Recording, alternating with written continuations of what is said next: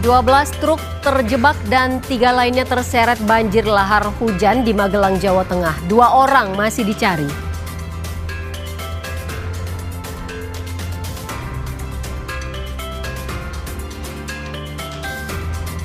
Bupati Pekalongan Fadia Arafik ditahan usai ditangkap KPK beserta 11 orang lainnya. Bupati mengaku sedang bersama Gubernur Jawa Tengah saat ditangkap KPK.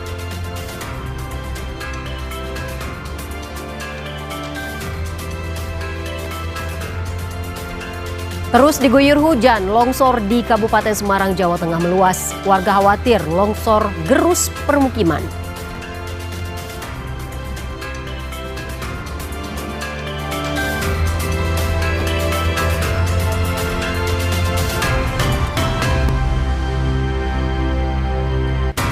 Saudara, Anda menyaksikan Indonesia Update hingga pukul 15.30 waktu Indonesia Barat. Tentunya selain 3 informasi tadi, kami juga menyiapkan informasi penting dan menarik lainnya dari berbagai penjuru tanah air.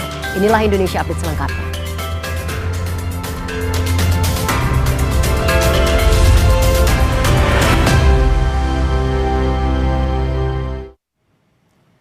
Saudara, banjir lahar hujan menerjang Sungai Senowo, Kecamatan Dukun, Magelang, Jawa Tengah hingga mengakibatkan sejumlah truk terseret banjir.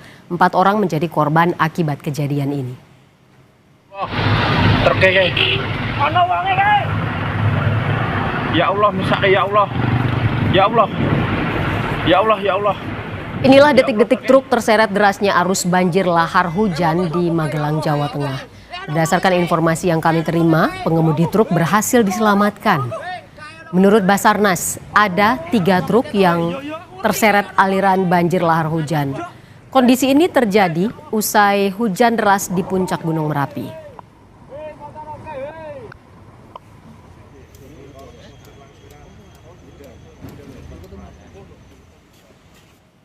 Arus sungai, terus kemudian ada 12 truk itu yang terjebak dan ada 2 alat berat itu jenis merek Kobelco. Sementara ini yang masuk ke laporan kita itu sudah kita konfirmasi, itu sementara ini ada 4 korban. Dari 4 sudah? Untuk 4 korban itu sudah kita temukan 2. Saudara, Presiden Prabowo Subianto mengundang para presiden dan wakil presiden dan menteri luar negeri terdahulu hingga ketua umum partai politik untuk bersilaturahmi dan bertukar pandangan. Dalam pertemuan ini, Presiden Prabowo menjelaskan seputar keanggotaan Indonesia dalam Board of Peace dan juga kesiapan Indonesia di tengah konflik Amerika Serikat, Israel, dan Iran.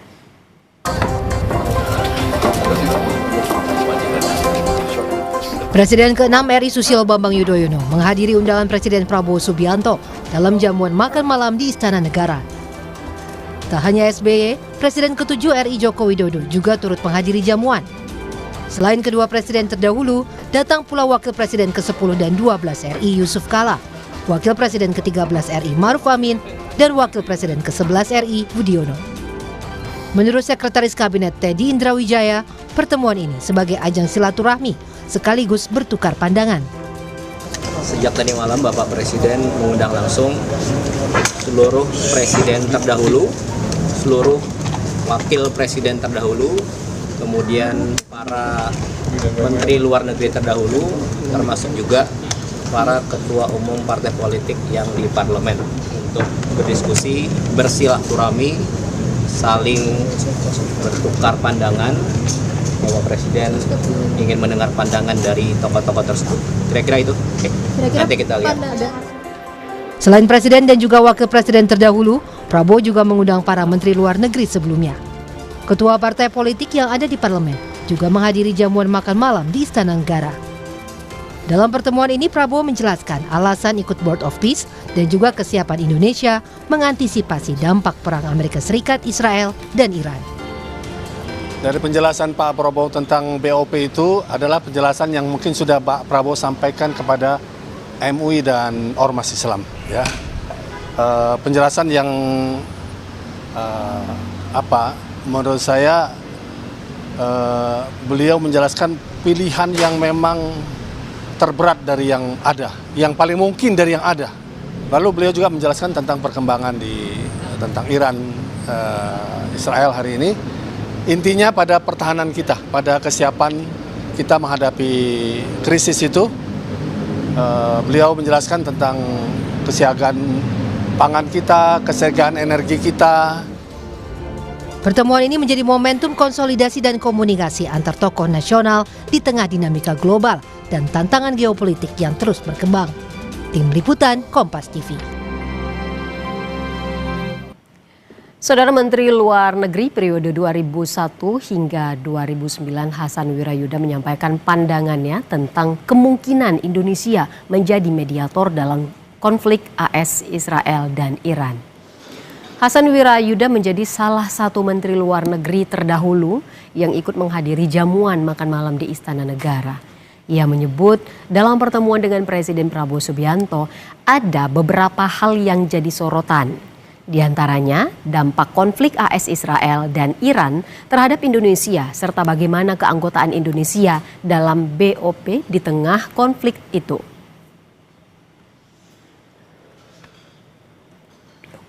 Kita tidak membicarakan apa Indonesia mampu atau tidak.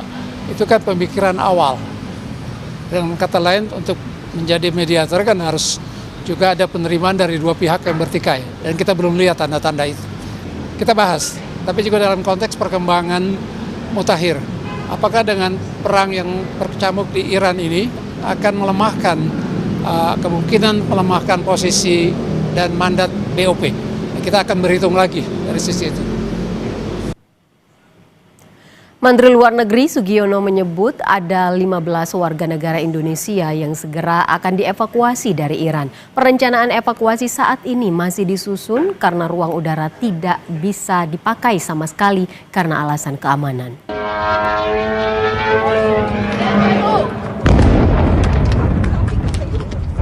Sebanyak 15 warga negara Indonesia saat ini masih berada di Teheran, Iran dan dalam proses untuk segera dievakuasi. Proses evakuasi terhambat karena jalur udara ditutup total. Kemlu memerintahkan kedutaan besar di Teheran, Iran untuk melakukan evakuasi secepat mungkin karena potensi konflik di Timur Tengah yang masih tinggi. Menlu menilai karena jalur udara ditutup total, satu-satunya alternatif melalui akses jalan darat melalui kota Baku dengan waktu tempuh 10 jam perjalanan.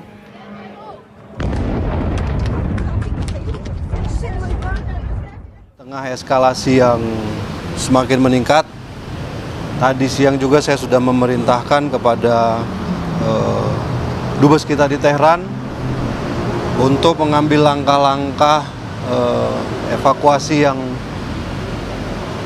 segera jika memang ada masyarakat Indonesia menginginkan untuk dievakuasi. Karena perlu diketahui dari semua WNI yang ada di wilayah-wilayah terdampak tidak semuanya kemudian menyampaikan keinginan untuk dievakuasi, tapi tadi disampaikan ada beberapa yang bersedia untuk dievakuasi dari wilayah Iran dan saya perintahkan untuk melaksanakan evakuasi bertahap tersebut.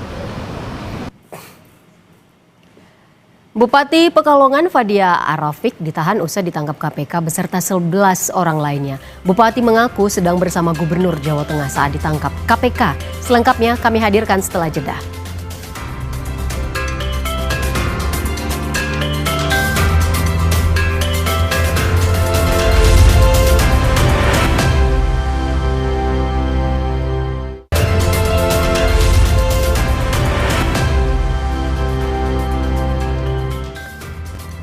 Saudara Bupati Pekalongan Fadia Arafik ditahan di rumah tahanan KPK setelah terjaring dalam operasi tangkap tangan KPK. Fadia menyebut saat ditangkap dirinya sedang berdiskusi bersama Gubernur Jawa Tengah.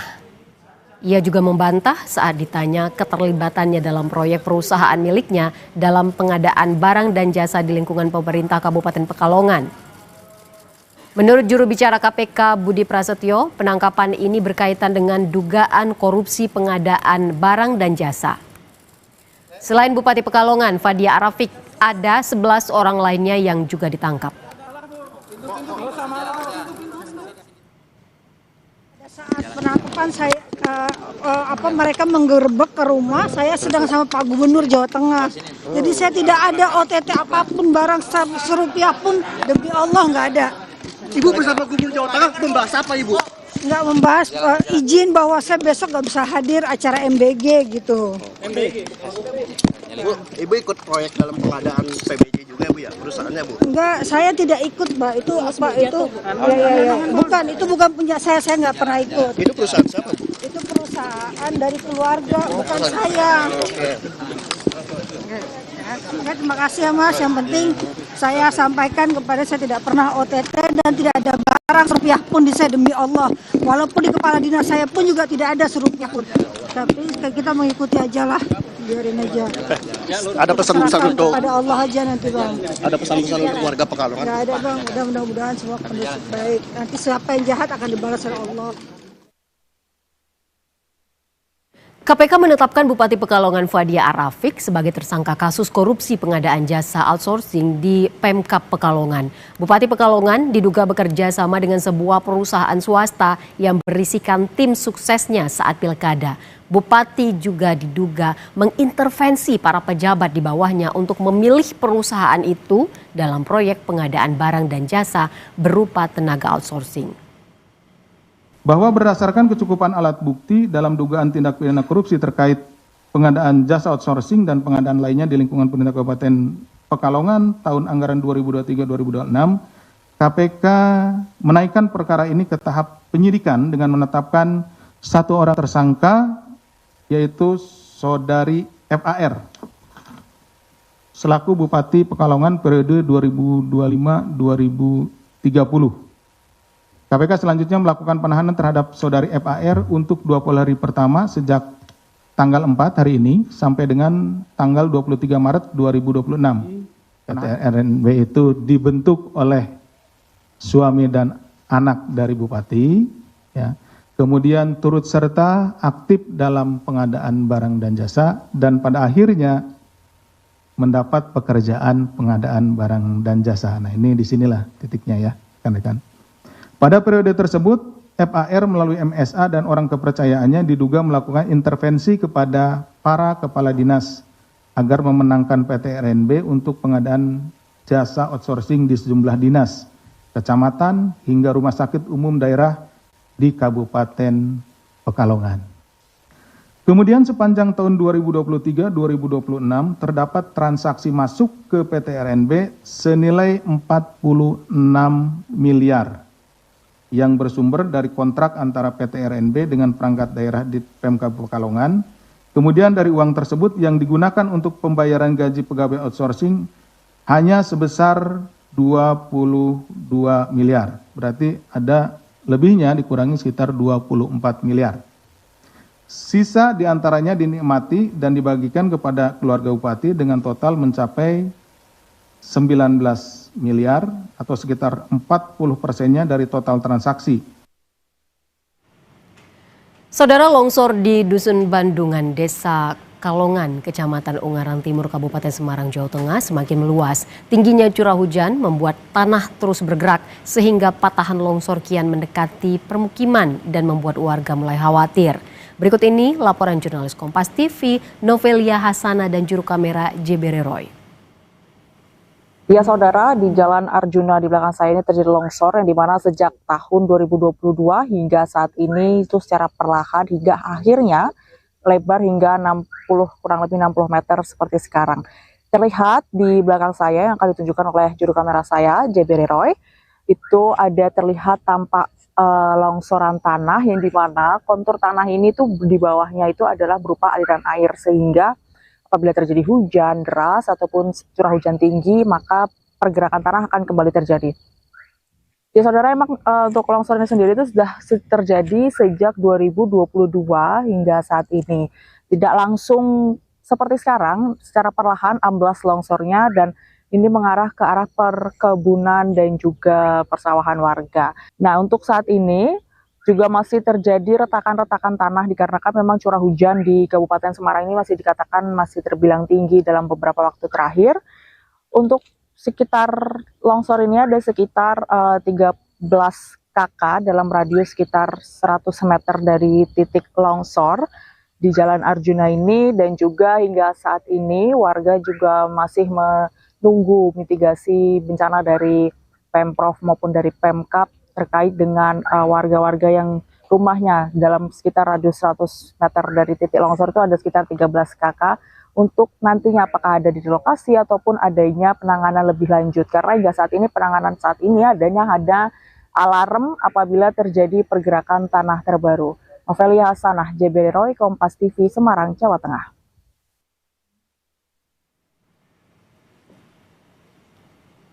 Sebuah kapal yang berlayar dari Gili Trawangan Lombok menuju Pelabuhan Padang Bayi mengalami kebocoran setelah dihantam gelombang tinggi. Informasinya kami hadirkan sesaat lagi.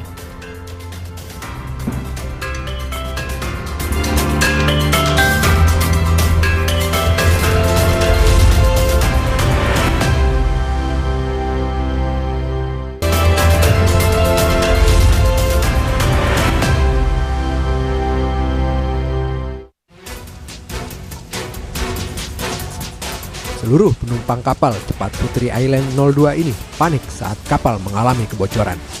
Kapal yang berlayar dari Gili Trawangan Lombok menuju Pelabuhan Padang Bayi ini mengalami kebocoran akibat dihantam gelombang tinggi saat melintas di perairan Amet, Karangasem. Seluruh penumpang berhasil dievakuasi menggunakan kapal cepat ke Pelabuhan Padang Bayi. Kebakaran melanda permukiman di RT 20, Kelurahan Solok Sipin, Danau Sipin, Kota Jambi. Api pertama kali muncul dari sebuah bangunan tak berpenghuni, kemudian dengan cepat menyambar ke rumah lainnya. 9 unit mobil pemadam kebakaran bersama 60 personel dikerahkan ke lokasi untuk memadamkan api. Tak ada korban dalam kebakaran ini dan penyebab kebakaran masih diselidiki. Satpol PP Kecamatan Grogol, Petamburan melakukan razia terhadap pemerlu pelayanan kesejahteraan sosial atau PPKS. Razia digelar di Jalan Es Parman, Jalan Mawardi hingga ke Jalan Batu Menteng, Grogol, Petamburan, Jakarta Barat. Belasan PPKS yang terjaring dalam razia ini diharapkan dapat dibina dan diberikan pelatihan agar lebih mumpuni dalam mencari nafkah di Jakarta.